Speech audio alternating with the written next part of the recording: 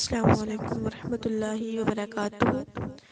اچھا، آج ہماری سورہ نساء کی 16ویں آیت ہے، ٹھیک ہے۔ واللذانی، اور جو دو مرد یاتینہا آئیں ہمارے پاس دونوں میں سے بے حیائی کی حالت میں، فعزوہما، پس ایذا دو ان کو، فإن، پس اگر تابا وہ توبہ کریں، واصلحا، اور نیکی کریں، فاعرضوا، پس منہ پھیر لو ان سے، عنہما، ان دونوں سے۔ ان اللہ، پس بے شک اللہ تعالیٰ، کانا ہے، توابن، توبہ قبول کرنے والا، رحیمن، اور بہت مہربان، نہایت رحم کرنے والا۔ تو آگے ہمارے پاس ہے 17واں جو آیت نمبر ہے وہ 17۔ انما التوبۃ،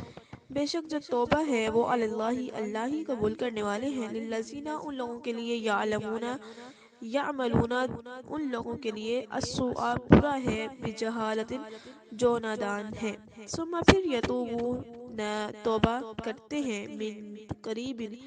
جلد ہی تم سے، فاولئک، پس یہی ہیں وہ لوگ، یتوب اللہ، ان کی کہ انہوں نے رجوع کیا اللہ کی طرف، علیہم، ان میں سے، وقان اللہ، اور اللہ تعالی، علیم حکیمہ، جاننے والا اور حکمت والا ہے۔ آگے ہے وَلَيْسَتِ التَّوْبَةُ، اور نہیں ہے توبہ، للذین، ان لوگوں کی، یعملون، جو عمل کرتے ہیں، سیئات، برائیاں، برا عمل کرتے ہیں، حتیٰ، یہاں تک کہ، اذا، جب، حاضر ہوتی ہے، احدہم الموت، ان میں سے کسی ایک کو موت،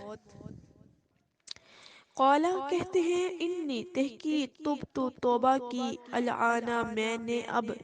ولا، اور نہیں، الذین، ان لوگوں کے لیے، یموتون، یہ کہ وہ مرتے، ہم، اور وہ، کفار، کافر ہیں۔ اب یہاں کس بارے میں تذکرہ کیا جا رہا ہے؟ یہاں اللہ کے معنی یہ ہیں کہ ایسے لوگوں کی توبہ قبول کرنا اللہ تعالیٰ نے اپنے فضل و کرم سے اپنے ذمہ لے لیا ہے، ورنہ اللہ تعالیٰ پر کوئی چیز لازم نہیں ہے۔ بجہالت، یعنی اگر کبھی نادانی اور جذبات سے مغلوب ہو کر گناہ کا ارتکاب کر بھی لیتے ہیں تو من قریب، یعنی جلد ہی توبہ کر لیتے ہیں۔ بعض علماء نے کہا ہے کہ یہاں بجہالت کی قید اعتراضن کے لیے نہیں ہے، بلکہ یہاں واقعی کے لیے ہے، ہر گناہ ہوتا ہی جہالت اور نادانی کی وجہ سے ہے۔ من قریبن کا معنی یہ ہو سکتا ہے کہ موت کے آثار مشاہدہ کرنے سے پہلے پہلے تائب ہو جاتے ہیں۔ ان دو شرطوں کے ساتھ اللہ تعالیٰ ان کی توبہ قبول فرما لیتے ہیں۔ اب آگے ہیں، یعنی ایسے لوگوں کی توبہ قبول نہیں ہوتی۔ حضرت عبداللہ بن عمر سے روایت ہے کہ نبی کریم صلی اللہ علیہ وسلم نے فرمایا، ان اللہ یقبل توبۃ العبد ما لم یغرغر،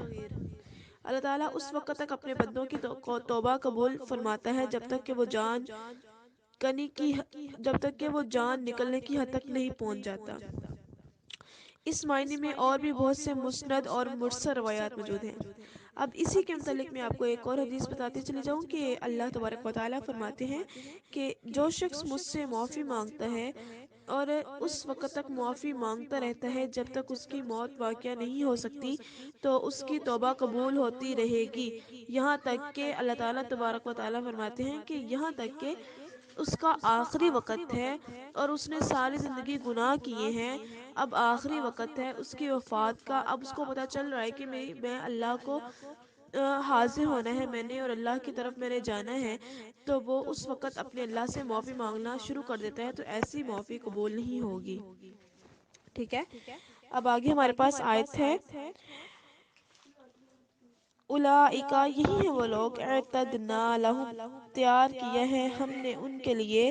عذاب علیم، عذاب دردناک۔ اللہ تبارک و تعالیٰ فرماتے ہیں کہ یا ایھا الذین، اے لوگو، آمنو، ایمان لاؤ، لا یحل، نہیں ہے حلال تمہارے لیے، ان، یہ کہ تارثوا، تم وارث ہو جاؤ، النساء، عورتوں کی، کرہن، زبردستی،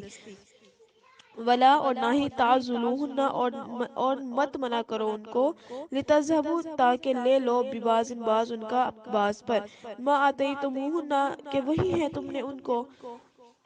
الا مگر ان یہ کہ یاتی نہ آئے ہمارے پاس بے فاحشتن بے حیائی میں مبینن واضح و عاشروہن اور صحبت رکھو ان کے ساتھ بالمعروفی اچھے طریقے سے فائن پس اگر کرہ تمہن ناپسند رکھو ان کو فاسا پس شاید کہ ان یہ کہ تک رہو مکرو کرو مکرو رکھو تم ان کو یعنی ناپسند کرو شیئن کوئی چیز تو کیا کرو ویجل اور کرے اللہ فی اس میں خیرن بھلائی کثیرن بہت زیادہ اب لوگ تادون مرگ یعنی شرک میں مبتلا رہتے ہیں اور موت کے آثار دیکھ کر توبہ کرنا چاہتے ہیں ان کی توبہ بھی قبول نہیں ہوتی حضرت ابو ذر سے روایت ہے کہ آپ صلی اللہ علیہ وسلم نے فرمایا کہ اللہ تبارک و تعالی اپنے بندے کی توبہ اس وقت تک قبول فرماتے ہیں جب تک کہ حجاب نہ کرے اب صحابہ نے دریافت کیا کہ حجاب گرنے سے کیا مراد ہے فرمایا کہ جان نکلے اور وہ مشرک ہو بعض نے لکھا ہے کہ کافر مرنے کے بعد جب عذاب کا مشاہدہ کریں گے تو اس وقت توبہ کریں گے مگر وہ توبہ قبول نہ ہوگی اب میں نے آپ کو پہلے بھی بتا دیا کہ بھئی وہ توبہ قبول نہیں کی جائے گی کہ جب بندہ مشرک ہے شرک کرنے والا ہے اور جب اس کو پتہ چل رہا ہے کہ بھی میری وفات ہونے والی ہے اور جو منکر وہ ہیں فرشتے ہیں اس کی جان نکالنے کے لیے آ گئے ہیں تو وہ معافی مانگے گا تو وہ معافی قبول نہیں کی جائے گی اب ہے زنا وغیرہ کے سلسلوں میں ضمن توبہ کے احکام بیان فرمانے کے بعد اب یہاں سے پھر عورتوں کے حقوق کا بیان ہو رہا ہے کہ اس سے مقصد عورتوں کہ اس ظلم و زیادتی سے نجات دینا ہے جو جاہلیت میں ان پر روا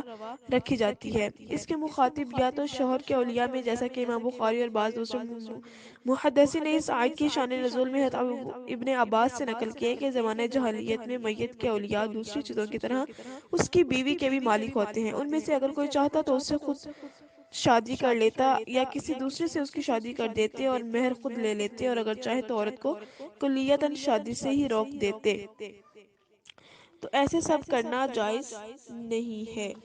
اس سلسلہ میں کچھ اختیار نہ ہوتا اس پر اللہ تعالیٰ نے یہ آیت نازل فرمائی اور عورت پر ان کے تسلط کو ختم کر دیا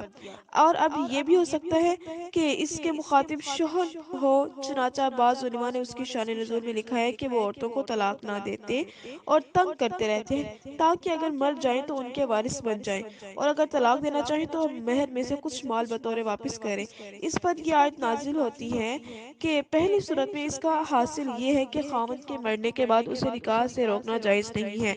بلکہ وہ جہاں سے چاہے نکاح کر سکتی ہے اور اولیاء اس طرح زبردستی سے اس کے وارث نہیں بن سکتے اور دوسری صورت میں یعنی جب کہ شوہر مخاطب ہو تو خلاصہ یہ ہوگا کہ شوہر کے لیے یہ جائز نہیں ہوگا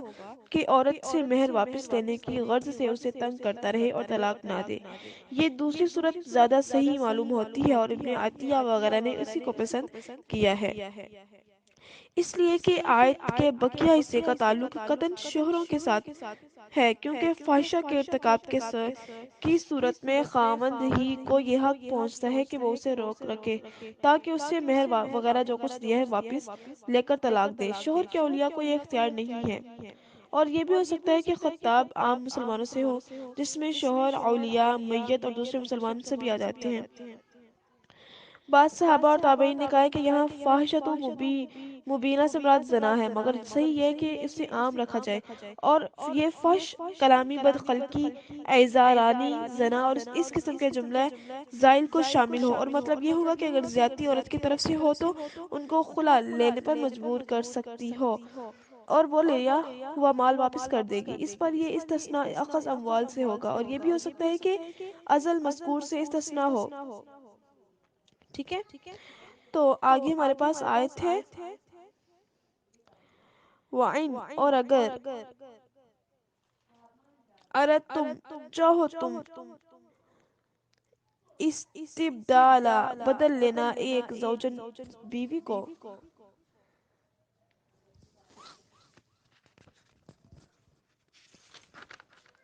مکانن اس جگہ سے زوجن دوسری بیوی وآتیناہم اور دی ہم نے تم کو اہداہن ہدایت ایک کی طرف سے کنتانن خزانہ فلا پس نہ تم تاخذو پکڑ لو منہ اسے شیئن کچھ اور اتاخذونہ کیا لوگے تم اس کو بہتانن بہتان واسمن اور گناہ مبینن ظاہر ٹھیک ہے، ہماری 20 آیات کمپلیٹ ہو چکی ہیں الحمدللہ سے۔ اس کی وضاحت میں آپ کو بتاتے چلی جاؤں کہ یہ عورتوں سے متعلق تیسرا حکم ہے کہ بہتر طریقے سے ان کے ساتھ زندگی بسر کرو۔ آپ وسلم نے فرمایا کہ خیرکم خیرکم لأہلہ وانا خیرکم لأہلہ، تم میں سے سب سے بہتر وہ شخص ہے جو اپنے گھر والوں کے لیے بہتر ہے، اور میں اپنے گھر والوں کے لیے سب سے بہتر ہوں۔ یہ بھی حسن معاشرہ کے معاملے میں ہی اخذ کیا گیا، اور اگر کسی اخلاقی کمزوری یا بدصورت ہونے کی وجہ سے تمہیں ان سے نفرت ہو جائے اور ان کو طلاق دینا چاہو تو بھی فوراً طلاق نہ دو، بلکہ بہتر طریقہ سے ان کو اپنے پاس رکھو، ہو سکتا ہے کہ ان کی صحبت سے خیر کثیر یعنی اولاد حاصل ہو جائے اور تمہاری نفرت محبت میں تبدیل ہو جائے۔ ایک حدیث میں ہے کہ کوئی مومن مرد کسی مومن عورت سے کراہت نہ یعنی اسے ناپسند نہ کرے، اور اگر اسے اس کی ایک عادت ناپسند ہے تو دوسری عادت اس کی اچھی بھی ہو سکتی ہے۔ اس کے دوسرے یہ بھی ہو سکتے ہیں کہ اگر نفرت کے سبب ان سے مفارقت اختیار کرنا چاہو تو ہو سکتا ہے کہ اس مفارقت میں ان کے لیے خیر کثیر بھی ہو، مثلا ان کو بہتر خاوند مل جائے۔ ٹھیک ہے، تو اس آیت میں میں جو آپ کو 40ویں یعنی 20ویں آیت میں نے آپ کو جو بتائی ہے اس کا مفہوم یہ ہے کہ یہ عورتوں کے متعلق چوتھا حکم ہے۔ پہلے تیسرا حکم تھا، اب یہ چوتھا حکم ہے۔ جب پہلی آیت میں بیان فرمایا گیا کہ اگر 100 عشرت عورت کی جانب سے ہوں تو مہر واپس لینے کے لیے اسے تنگ کرنا جائز ہے۔ یہاں بتایا گیا کہ جب زیادتی شوہر کی جانب سے ہو تو پھر عورت سے فدیہ طلاق لینا ممنوع اور حرام ہے۔ ٹھیک ہے، امید کرتی ہوں کہ ان ساری باتوں کی آپ کو سمجھ آ گئی ہوگی۔ ٹھیک ہے، فی امان اللہ، السلام علیکم۔